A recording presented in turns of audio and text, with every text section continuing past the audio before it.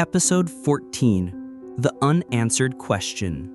They left Ayodhya at dawn the next day, leaving the old capital of memories and spirits behind them. The silence that traveled with them this time was different from all the others. It wasn't the silence of strangers, nor was it awkward or fragile. It was a silence heavy with questions. That night, Plang could no longer bear it. As they sat by the campfire, he didn't begin with small talk. Instead, he laid his 3 artifacts on the ground: the Lek Lai spirit knife, the tiger skin takrut, and the Naga's fang. Beside them, Anchali quietly placed the newly acquired 9-gem hairpin. The light from all 4 artifacts flickered in their eyes. "I'm not a fool, Anchali," Plang began, his voice level and more serious than she had ever heard it. "I may have grown up in the wilderness, but I can tell the difference between truth and lies." Anchali looked up at him, her heart beginning to pound. "1," he said, counting off the points. "You know the ranks and insignia of the royal court in precise detail. 2, your knowledge of royal craftsmanship is that of an expert. 3, the song you use to pacify the Naga and the spirits is the same lullaby my mother used to sing to me. And 4, the queen's spirit gifted her treasure to you as if bestowing it upon a loyal servant." He looked deep into her eyes.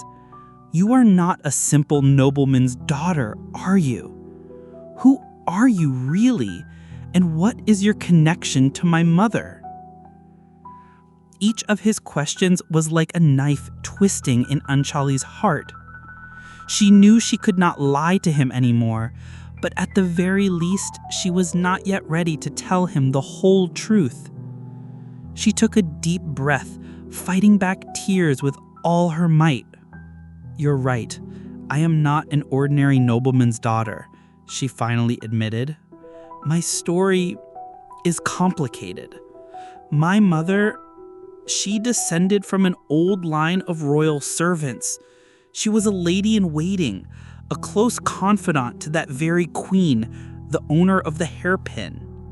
Plang listened intently, his expression unreadable. "As for the song," she paused, choosing her words carefully, "it is an ancient melody passed down through the women of my mother's bloodline, a song used to soothe and protect the royal family. The fact that your mother knew it, it's possible that your mother and mine were once friends within the palace walls." Anchali's explanation was perfectly plausible. It was the truth, but it was a half-truth, constructed to conceal a far more terrifying reality. For Plang, her words were like a ray of light that solved every mystery he had. It connected everything: the sense of familiarity he felt, the fate that had brought them together. It wasn't a coincidence. It was a bond from the previous generation that had tied the two of them together. All suspicion in his heart vanished completely, replaced by a bond of kinship far deeper than before. He no longer saw her as a person of suspicion, but as a partner in destiny, someone who might be connected to his own past in a way he had never imagined. "Our mothers were friends," he repeated softly. I never knew." Anchali looked at Plang's face, which had transformed from suspicion to understanding. Her own heart ached with agony.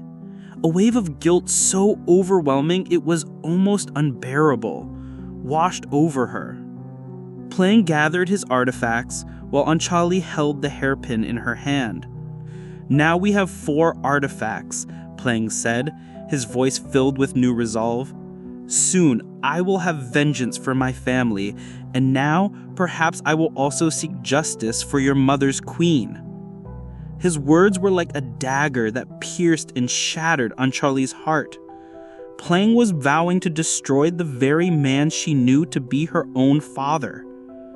All she could do was nod slowly, hiding the tears that threatened to fall. She had finally earned his complete trust, but it was a trust built on a lie that was now leading them all towards tragedy.